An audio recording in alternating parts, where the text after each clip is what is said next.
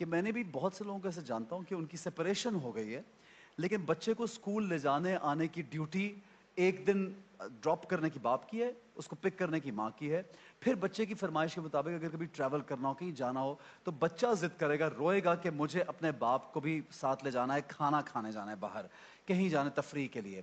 تو وہ اس لیے کو پیرنٹنگ اس کو کہا جاتا ہے.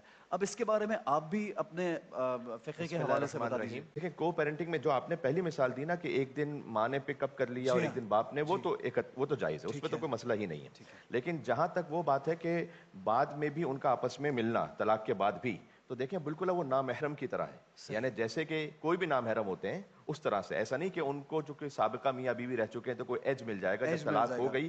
جب لیکن ایک جی قطع کلامی میں کی بھی آپ سے جی معافی یہ چاہتا ہوں کہ آج کل جو خواتین یا جو لوگ پردہ ویسے ہی نہیں کرتے، جو ایک شرعی پردہ ہے جی اور ورکنگ کلاس بھی ہے، جی خواتین کام پہ جاتی تو وہاں پہ بھی کئی مردوں سے مطلب بینکس میں ہیں، کہیں پہ بھی ملتے ہیں، تو کیا اسی طرح سے ملیں یا بالکل پردہ کر لیں؟ یہ میں کہنا چاہ بس رہا ہوں. اس میں بات یہ ہے کہ چونکہ باقی ان کا مردوں کے ساتھ وہ سابقہ تعلق رہا ہوا جی نہیں ہے، جی جی جی لیکن جب ان اچھا کے ساتھ وہ مل رہی ٹھیک ہیں ہے، تو ایک اچھی بات ہے، سینسٹیوٹی آ جاتی ہے اس میں، اچھی بات ایک ہے، حساسیت آ جاتی ہے. تو اچھی بہرحال بات ایک اس حجاب کو رکھنا ٹھیک ہے چاہیے. ٹھیک ہے. ورنہ تو یہ ہے کہ پھر وہ طلاق ہی نہ کرتے، طلاق ہی نہ طلاق ہی نہ ہوتی کرتے، اگر کم سے کم ساتھ ہی بچے ٹائم ہی کی خاطر گزارنا. کمپرومائز کر لیتے. بہت وہ اچھی نہیں بات. کرتے نا. پھر وہ خود ایک ہمارے یہاں پر ایک بڑی آفت ہے کہ کثرت طلاق خود آخری زمانے کی نشانیوں میں سے کہ طلاق کثرت کے ساتھ ہوں گی اور ہو رہی ہیں. اور ہو رہی ہیں. اور یہ شیطان کا سب سے بڑا حربہ ہے کہ وہ فیملی انسٹیٹیوشن کو توڑ دے.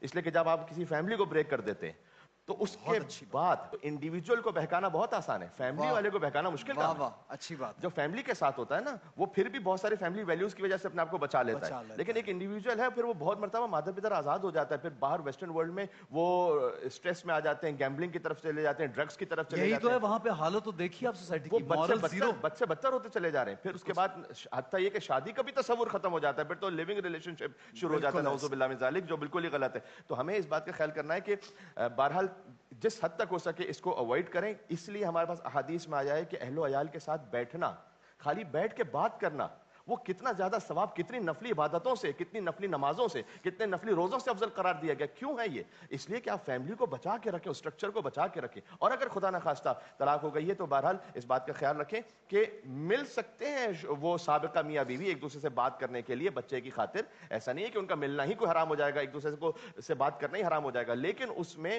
اس ادب کا، اخلاق کا خیال رکھیں کہ جیسے ایک نامحرم ہے وہ سابقہ رشتے کی وجہ سے ایسا نہ ہو کہ اس میں کوئی وہ کیریڈ اوے ہو جائیں.